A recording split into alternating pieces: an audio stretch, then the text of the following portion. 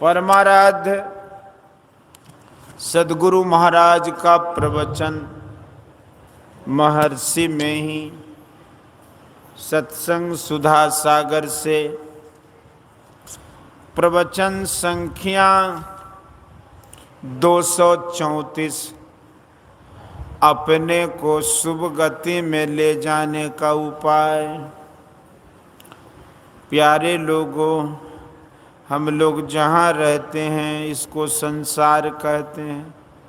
यह संसार बहुत बड़ा है, इतना बड़ा है कि खड़ा होकर भी संपूर्ण संसार को नहीं देख सकते। ऊपर नीचे कहीं भी संसार खत्म नहीं होता।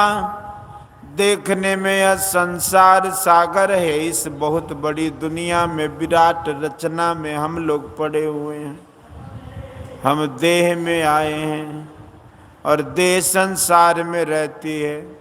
इस देह में रहकर छोटी उम्र का, कुछ बड़ी उम्र का, जवानी उम्र का, अधेड़ उम्र का और बुढ़ापे का भोग भोगते हैं। फिर एक दिन शरीर को छोड़कर चले जाते हैं, लेकिन संसार में ही रहते हैं जो सूक्ष्म संसार है। फिर वहाँ का भोग भोग कर पुनः इस संसार में आते। कितनी बार आए और कितनी बार गए ठिकाना नहीं है।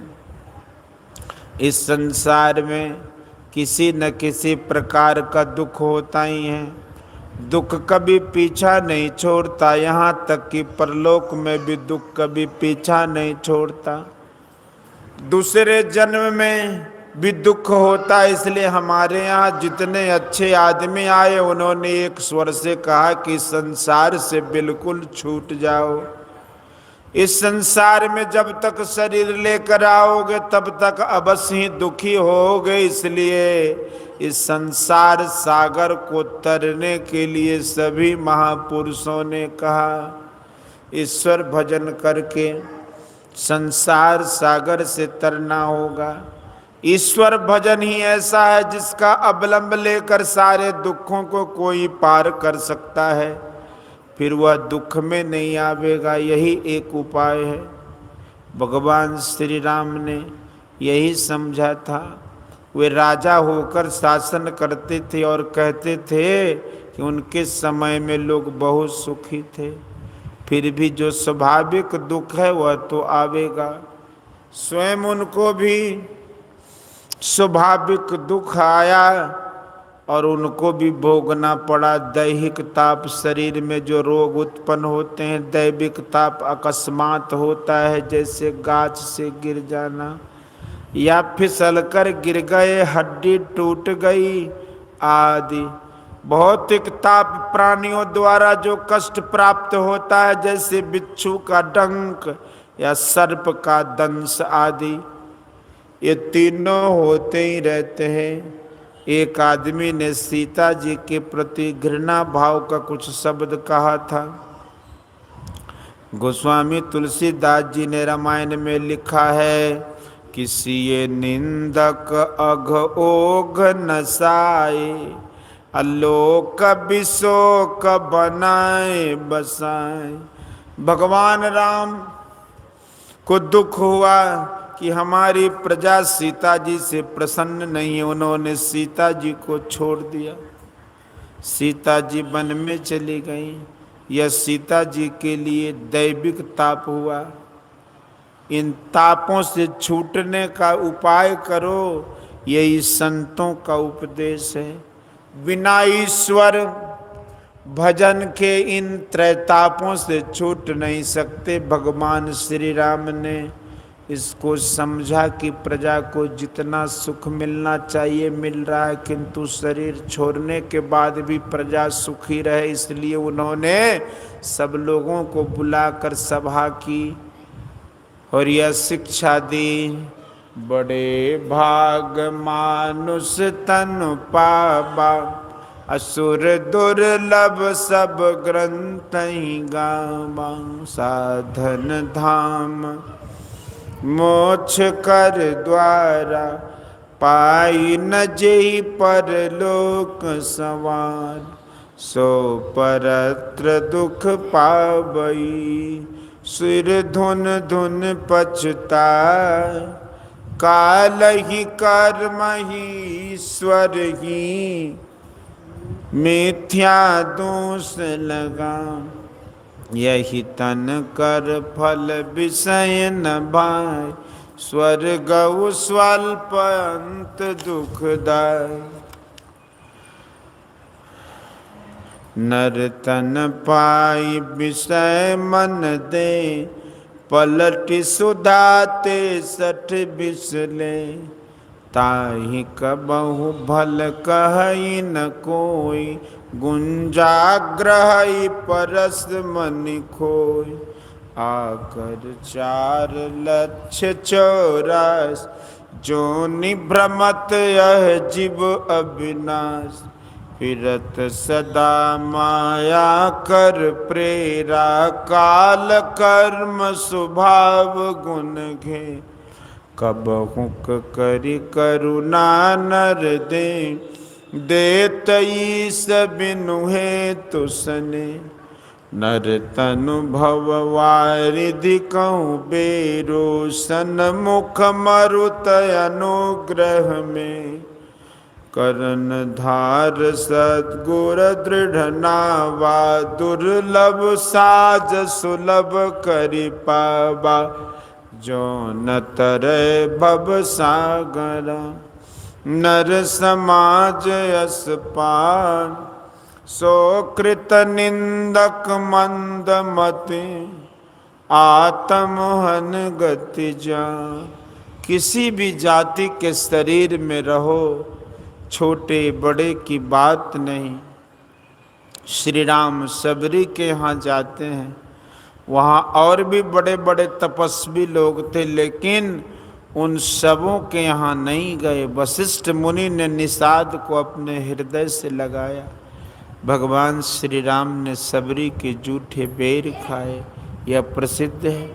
भगवान श्री कृष्ण विदुर जी के घर पहुँचे। विदुर जी घर पर नहीं थे, उनकी पत्नी ने प्रेम पूर्वक भगवान को केला खिलाया। यह भी लोग जानते हैं। शिवाजी के गुरु समर्थ रामदास जी थे। समर्थ रामदास जी की सेवा में एक शिष्य थे, वे बड़े गुरु भक्त थे। समर्थ रामदास जी भोजन करने के बाद पान खाते थे। दांत नहीं रहने के कारण वे पान को चबा नहीं पाते थे, इसलिए उनके शिष्य पान को कूट कर देते थे। जिस पात्र में पान कूटा जाता था, उस पात्र को समर्थ रामदास जी से के अन्य शिष्यों ने छिपा दिया। जब पान कूट कर देने का समय हुआ तो उस पात्र को नहीं पाने पर वे शीघ्रता में अपने मुंह से ही पान चबाकर समर्थ रामदास जी को दिया। यह बात विपक्षियों ने शिवाजी से कही। शिवाजी को बहुत बुरा लगा। वे समर्थ के भोजन उपरांत के समय पहुँचे। पान चबाकर जब समर्थ को दिया गया तो शिवाजी ने कहा कि जिस पात्र में पान कूटा जाता वह पात्र कहाँ है, सामने लाइए। यह सुनते ही पान चबा कर देने वाले ने अपने मुंह का जबड़ा उखाड़ कर समर्थ के सामने रखा। यह देखकर सभी आश्चर्य में पड़ गए। उस शिष्य की ऐसी भक्ति थी कि उनका चबाया पान भी समर्थ रामदास जी खा गए। ईश्वर का भजन मनुष्य शरीर में होता है। मनुष्य देह ऐसी है कि यदि आखिरी में भी इसका ख्याल हो जाए और मरने के समय में ईश्वर का ख्याल लेते हुए मरता है तो उसका बड़ा कल्याण होता है। किंतु यह कैसे हो सकता है? जिसने जीवन भर इसके लिए कोशिश की है, मरने के समय उसी को वैसा ख्याल हो सकता है जिनको यह बोध हो गया अब इस शरीर से कुछ काम नहीं होगा, तो उनको यदि ऐसा चिंतन हो कि ईश्वर मुझे मिले, उनका ठीक ठीक भजन करूं, इस प्रकार जो ख्याल लेकर मरता है तो उसका अगला जन्म बहुत सुंदर होगा। बचपन से ही वह भक्ति करने लग जाएगा। उपनिषद में आया है कि मरने के समय चित्त में जो जो भावनाएं जीव करता है वही वही वह होता है। यही जन्म का कारण है। श्रीमद् भगवत गीता में भी आया है, यम यम व्यापी स्मरण भावं ते ते त्याजन्ते कलेबरम तंग तमे वेति कौन्तेय सदा तद भाव भावितः। अर्थात मनुष्य अंत काल में जिस जिस भाव को स्मरण करता है उसको ही प्राप्त होता है, क्योंकि सदा जिस भाव का चिंतन करता है अंत काल में भी प्राय उसी का स्मरण होता है। जिनको शरीर से कुछ काम नहीं हो सकता है उनको बेकार संसारिक वस्तुओं की चिंता नहीं करनी चाहिए। जिनको शरीर से कुछ काम नहीं हो सकता उनको बेकार संसारिक वस्तुओं की चिंता नहीं करनी चाहिए, क्योंकि उस चिंता से तो कुछ होता नहीं है। तब फिर बेकार संसारिक चिंतन से क्या लाभ। ईश्वर के नाम को मन ही मन जपते रहो, इसको मन में घुमाते रहो। जिनको ईश्वर संबंधी जो शब्द प्रिय हो उसको जपो, चाहे राम, चाहे शिव, चाहे कृष्ण, जो ईश्वर वाचक शब्द हो उसको जपो। अपने को शुभ गति में ले जाने का यही उपाय है। अपने को अपने से शुभ गति में ले जाना होता है। यदि शरीर छोड़ने के बाद कोई कुछ क्रिया उनकी शुभ गति के लिए करते हैं तो उसके लिए मैं उसे निषेधात्मक नहीं कहता। यदि दूसरे के लिए, दूसरे के किए से कुछ ऊपर उठ गए और यदि अपना भी कुछ करके ऊपर उठ जाए तो कितना अच्छा हो। अपनी शुभ गति के लिए ईश्वर का भजन ही सर्वश्रेष्ठ है। जो जीवन में भक्ति पूरा नहीं कर सका और मरते समय उसका वैसा ख्याल हो जाए कि भक्ति पूरी नहीं हो सकी, तो दूसरे जन्म में ईश्वर भक्ति की भावना से प्रेरित होकर वह भक्ति करेगा। मरता शरीर है और भावना मन में होती है। मन सूक्ष्म शरीर के साथ जाता है, इसलिए उसका जो दूसरा जन्म होगा उस शरीर में उसका मन, वह मन मदद करेगा और वह भजन करेगा। सभी कोई ईश्वर का भजन, सभी को ईश्वर का भजन करना चाहिए। चाहे खेती करो, चाहे विद्या अध्ययन करो, चाहे कोई काम करो, थोड़ा थोड़ा सभी ईश्वर का भजन करो। तन काम में मन राम में, सभी को ईश्वर का स्मरण करते हुए काम करो। गीता में भगवान श्री कृष्ण ने फलासा त्याग करने कहा है। कर्म करके उसको ईश्वर में अर्पण कर दो। कबीर साहब ने कहा है, जो कुछ किया सो तुम किया, मैं कुछ किया नहीं। कबहू कहे कि मैं किया, तुम ही थे मुझ माही। यहाँ अहंकार भाव का त्याग है। किंतु किसी को एक लाठी मार दो और कहो कि ईश्वर तुमने मारा सो नहीं।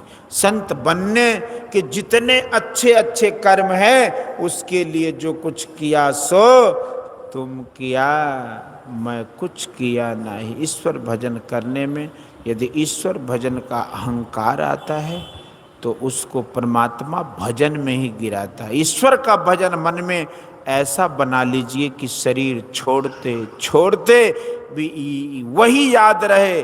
कितने रोगी हो, कितने वृद्ध हो, यदि उनका मन फिर जाए और ईश्वर का भजन करते करते शरीर छोड़े तो उनकी वह गति होगी जो श्राद्ध क्रिया से नहीं हो सकती। इसलिए सबको ईश्वर भजन करना चाहिए।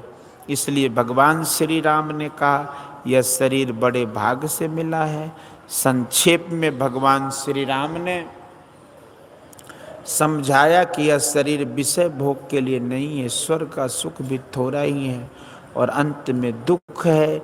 यह मनुष्य शरीर नाव है, ईश्वर की कृपानुकूल वायु है। गुरु कर्णधार है, मनुष्य शरीर ही है ही, ईश्वर की कृपा भी प्राप्त है, बाकी सद्गुरु बच जाते हैं। खोजने पर सद्गुरु भी मिल जाते हैं। सद्गुरु मिलने पर भी यदि उनके अनुकूल नहीं चलिए तो नाव पार नहीं लग सकती। इसलिए संसार से पार होने के लिए ये तीन चीजें हैं। ये तीनों चीजें भवसागर पार करने के लिए सबसे सरल है। पहले जप करो, पहले जप करो। बूढ़े शरीर से प्राणायाम नहीं हो सकता, उनके लिए नाम जपना और किसी रूप, जिस रूप में श्रद्धा हो उसका ध्यान करें।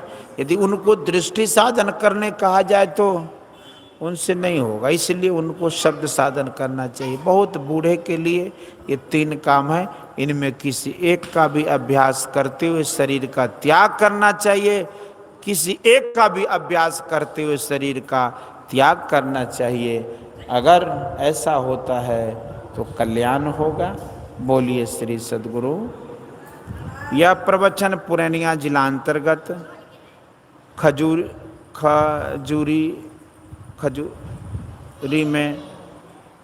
में वार्षिक अधिवेशन के अवसर पर दिनांक 8/5/1966 ईस्वी के प्रातःकालीन सत्संग में हुआ था। बोलिए श्री सद्गुरु।